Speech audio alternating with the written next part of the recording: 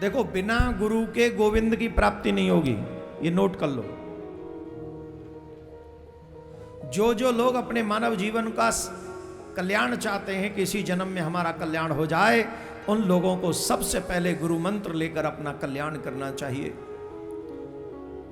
ध्रुव जी महाराज की 5.5 वर्ष की आयु थी, 12 अक्षर मंत्र लिया और 12 अक्षर मंत्र लेकर भगवत प्राप्ति करने के लिए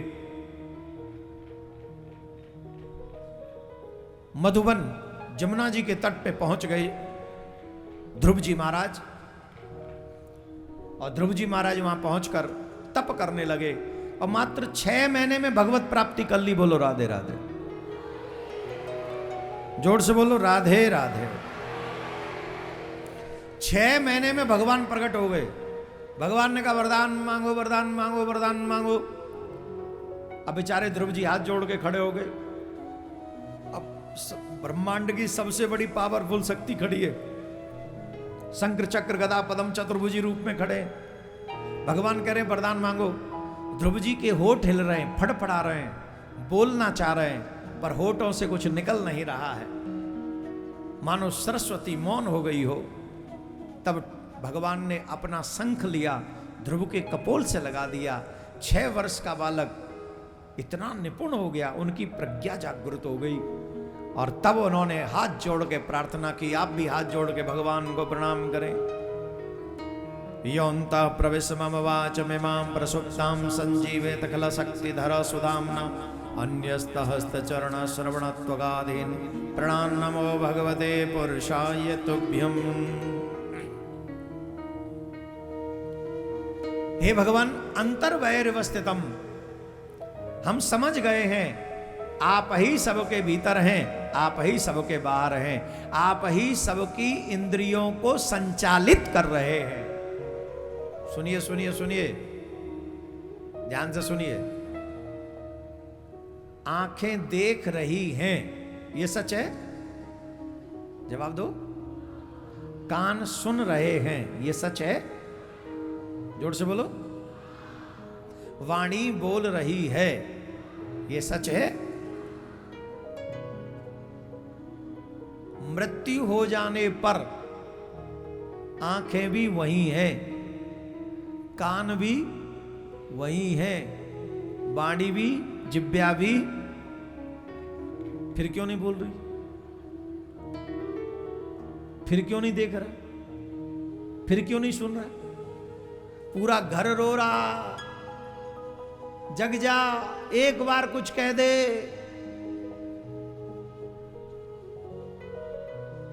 अब क्यों नहीं सुन रहा है? क्या हो गया? What happen? पूछो क्या हो गया? अब एक चीज हो गई, क्या? परमात्मा ने देखने, सुनने, बोलने की सामर्थ्य को ले लिया वापस। अब नहीं बोल पाएगा ये कभी। वो भीतर भी है, वो बाहर भी है। जिस आत्मा को हम कहते हैं ईश्वर अंश जीव अविनाशी, वो ईश्वर का अंश है। जब ईश्वर अपने अंश को वापस बुला लेता है तो सब चला जाता है, सब वापस। ध्रुव जी कह रहे हैं आप ही हैं वो जो सबके भीतर बाहर बैठे हैं। आप चाहो तो गूंगा बोलने लगे, आप चाहो तो लंगड़ा दौड़ने लगे, आप चाहो तो लूला खूब वजन उठाने लगे, आप चाहो तो भिखारी राजा बन जाए, आप चाहो तो राजा भिखारी बन जाए। अच्छा, होता है कि नहीं?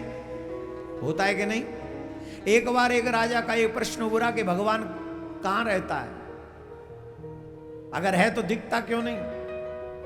ध्यान से सुनिए, ये बात जरूर सुननी चाहिए। हाँ, ये सुनो, काम की बात है, युवा बच्चों के काम आ जाएगी। जो लोग कहते हैं हु हैज सीन गॉड, भगवान किसने देखा है?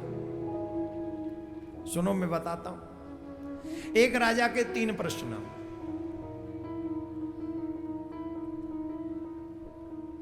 भगवान कहां रहता है?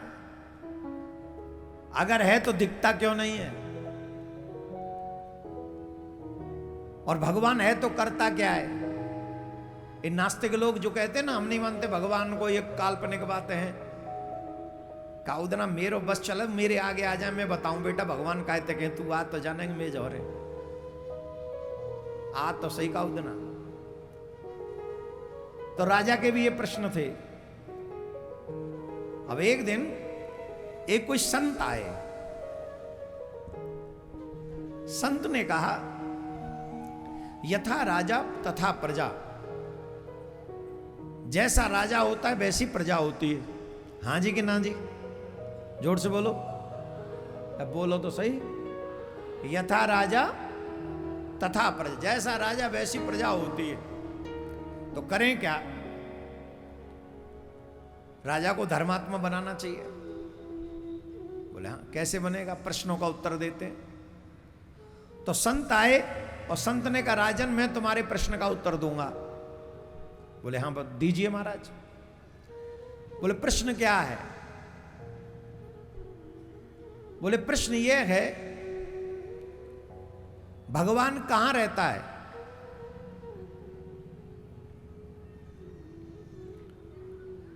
बोले महाराज एक बात बताओ, हम आपको सब आंसर देंगे पर एक काम करो हमारा।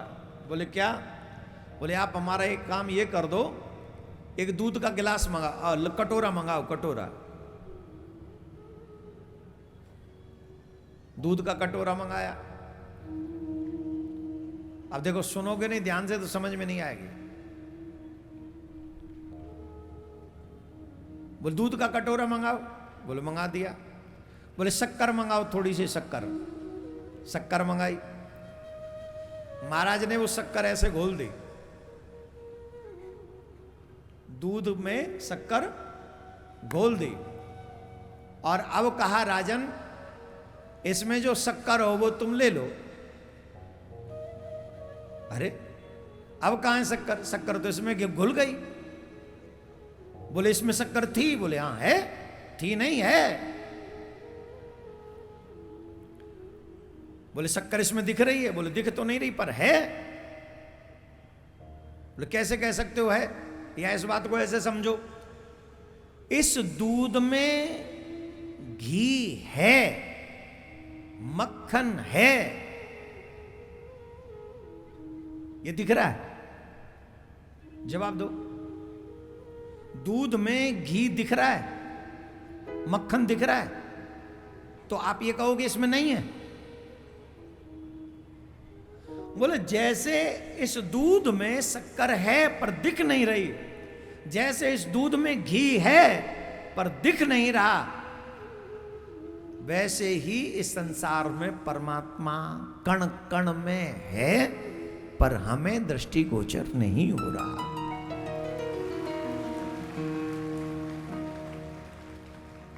बोले मान ले आपकी बात, फिर दिखता क्यों नहीं है? अरे बोले दिखेगा। अब पहले दूध में थोड़ी खटाई डालो,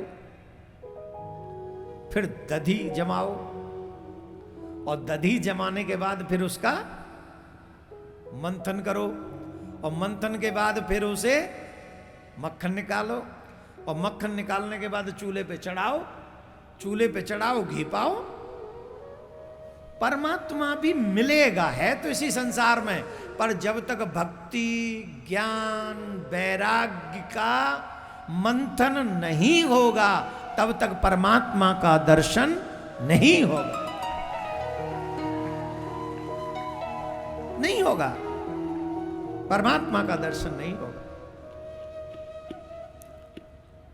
अरे मान लिया कि भगवान है, भगवान मिल भी जाएगा। एक आखिरी प्रश्न है, परमात्मा करता क्या है? बोले अभी बता देते हैं, पर राजन एक बात बताओ, तुम गुरु हो कि चेला? बोले हम समझे नहीं। बोले प्रश्न से साबित होता है तुम शिष्य हो, पर तुम्हारा एटीट्यूड गुरु की तरह है। मैं समझा नहीं महाराज। बोले तुम जानना चाहते हो, जिज्ञासु हो, लेकिन स्वामी बन के ऊपर छत्र पे बैठे हुए। अरे श्रोता की तरह नीचे बैठो, हमें गुरु की तरह ऊंचा बैठा लो, सिंहासन पे हमें बैठा लो थोड़ी देर, तब हम इस प्रश्न का उत्तर देंगे। अब देखो नियम है ना, कथा कहने वाला यहां बैठा है, और सुनने वाला यही सनातन परंपरा है। और तुम बैठे हो वहां ऊपर छत्रसारी पे और हमसे कह रहे हो सुनाओ भगवान करता क्या है। अरे महाराज गलती हो गई, पहले कह देते तो मैं तो पहले ही करता। राजा पृथ्वी पे आसन डाल के बैठ गया और संत को जाके आसन पर सिंहासन पर बैठाल दिया जो राजा का था। बोले अब पूछो प्रश्न, कि मेरा आखिरी प्रश्न यह है भगवान करता क्या है। तब राजा ने जवाब दिया भगवान यही करता है, न जाने कब साधु को राजा बना दे और राजा का भिखारी बना दे। 1 मिनट का काम नहीं, 1 सेकंड का काम है। 1 सेकंड का काम है। और आपके बिहार पर तो ज्यादा लागू होता है कि नहीं। यहां तो कभी भी कुछ भी हो सकता है, राधे राधे बोलना पड़ेगा। हो सकता है कि नहीं। हाँ खैर हम ज्यादा चक्कर में नहीं पड़ेंगे, कथा करनी हमको। आप भी राजा हो, आप भी भिखारी हो। एक क्षण में आपको राजा बना सकता है, एक क्षण में भिखारी। यही भगवान कर सकते, कोई और नहीं कर सकता। इसलिए अपने परम पिता परमात्मा पर ब्लाइंड फेथ करिए, ब्लाइंड फेथ। लोग कहते किसी पे ब्लाइंड फेथ मत करो, मैं कहता हूं भगवान पे ही ब्लाइंड फेथ करो। और जो मनुष्य भगवान पर ब्लाइंड फेथ करता है, भगवान पे, भूत प्रेतों पे नहीं, भूत प्रेतों पे नहीं, भगवान पे, तब देखना क्या चमत्कार होता है तुम्हारी लाइफ में। ध्रुव जी के वंश में पृथु भगवान का प्राकट्य हुआ, जिन्होंने पृथ्वी का दोहन इत्यादि किया। क्योंकि आज मुझे वामन भगवान के ऊपर कुछ कहना है, इसलिए थोड़ा जल्दी भाग रहा हूं, क्षमा चाहता हूं। प्रियव्रत जी के वंश में प्रियव्रतो भागवतात्मराम कथो मुनि ग्रह अर्मत मूलम करम बंध पराभव। ऋषभदेव भगवान का प्राकट्य हुआ। ऋषभदेव भगवान के द्वारा जैन धर्म का प्राकट्य हुआ। ऋषभदेव भगवान के पुत्र हुए भरत। भरत जी के 3 जन्मों का वर्णन, रहुगण इत्यादि को प्रसंग का सब बोध है, आदि आदि प्रसंग है। नरकों का वर्णन है, कौन से मनुष्य को कौन सा कर्म करने पर कौन से नरक में जाना पड़ता है, इसका वर्णन बहुत विस्तार से किया गया है। भगवान के नाम में कितनी सामर्थ्य है, उन नरकों से कैसे बचा जाए ये उपाय भी बताया गया। समुद्र मंथन हुआ, प्रहलाद जी के चरित्र की कथा आती। प्रहलाद जी महाराज के चरित्र से हमको शिक्षा लेनी चाहिए। जो अभी हमने कहा कि ब्लाइंड फेथ करना चाहिए भगवान पर, सुनिए ध्यान से। तुम्हें मंदिर में खड़े हुए भगवान, विराजमान भगवान का दर्शन नहीं होता। खंबे में प्रहलाद ने भगवान का दर्शन कर लिया था, खंबे में। और जब प्रहलाद ने पुकारा तो भगवान खंबा चीर के प्रकट हो गए, खंबा चीर के, खंबा फाड़ के प्रकट हो गए। और भगवान ने हिरण्याकश्यप का वध किया। ये स्थान जो है जहां बक्सर में हम बैठे हैं, ये बक्सर बहुत पुनीत पावन स्थान है। यहाँ वामन भगवान और राजा बलि की कथा का बड़ा सुंदर वर्णन है। इसलिए हम जल्दी जल्दी खींच के यहाँ तक पहुँचे हैं कि हम यहाँ की कथा यहाँ के ही माध्यम से पूरे विश्व को बता सकें। हम जहाँ पहले दिन गए थे वामन भगवान का दर्शन करने, अरे राम बजो, जोर से ताली बजाओ, तुम लोग तो ऐसे ही आलसी हो।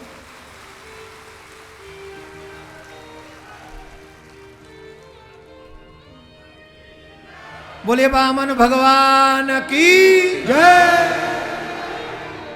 बोलो वामन भगवान की जय। अब सुनो ध्यान से।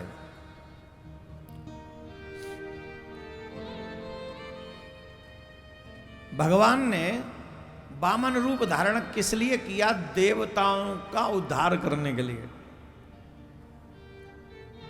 देवताओं के कष्ट को मुक्त करने के लिए। जिस समय राजा बलि ने देवासुर संग्राम में सिर्फ 15 मिनट और हैं आपके पास शांति से। और आज वामन भगवान का दर्शन करना है हमको। अब देखते हैं बक्सर वाले कितना प्रेम करते हैं वामन भगवान से। हम ब्रजवासी हैं, ठाकुर जी से बड़ा प्यार करते हैं, हम बहुत प्रेम करते हैं हम। अब ऐसे ही बक्सर वालों को वामन भगवान से प्रेम करना चाहिए। अब देखेंगे कितना करते हो कि नहीं करते हो। हाँ,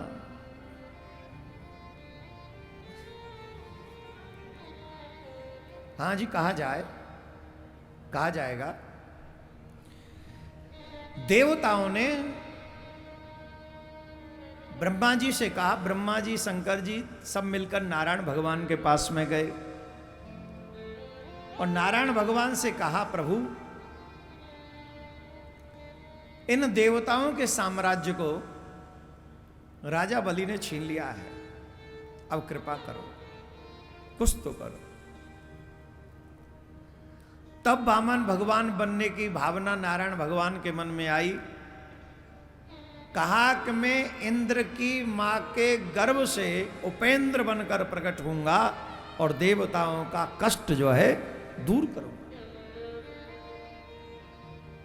तब भगवान इंद्र की माता जी के गर्भ से ही प्रकट होकर आए।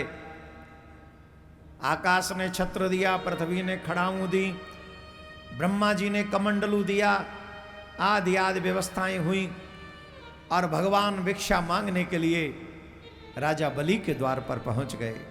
बोले वामन भगवान की जय। क्या बोलते हो तुम लोग, बीच में बोल जाते हो। जय तो हमारे पीछे बोलोगे ना, जब हम जय कर लें पूरी। तुम बीच में जय बोल दोगे तो हमारी तो जय रह जाएगी ना। फिर हमारी जय रह गई तो कैसी होगी जय, बताओ। बोलो वामन भगवान की जय। अरे भाई भांग खाए के तो ना आए तुम तो।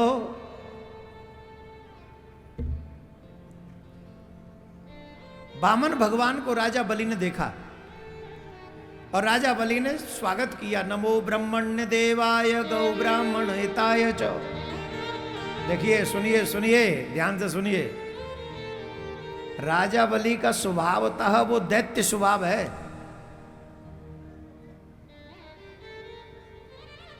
दैत्य स्वभाव है राजा बलि का, लेकिन अपने द्वार पर आए हुए अतिथि का स्वागत कैसे करना चाहिए, ब्राह्मण का सम्मान कैसे करना चाहिए, ये राजा बलि से सीखो। आज व्यक्ति सम्मान सबसे पाना तो चाहता है, पर सम्मान देना नहीं चाहता किसी को। सम्मान सबको देना है, पाना चाहते सब कि मतलब 25,000 किलो की माला हम ही को पहना दे कोई, और हम किसी को 5 किलो की भी माला ना पहनाए। नहीं मेरे प्यारे, कर्म ही बीज है, जो बोओगे वही एक दिन तुम्हें वापस मिलेगा, रिटर्न वही मिलना है।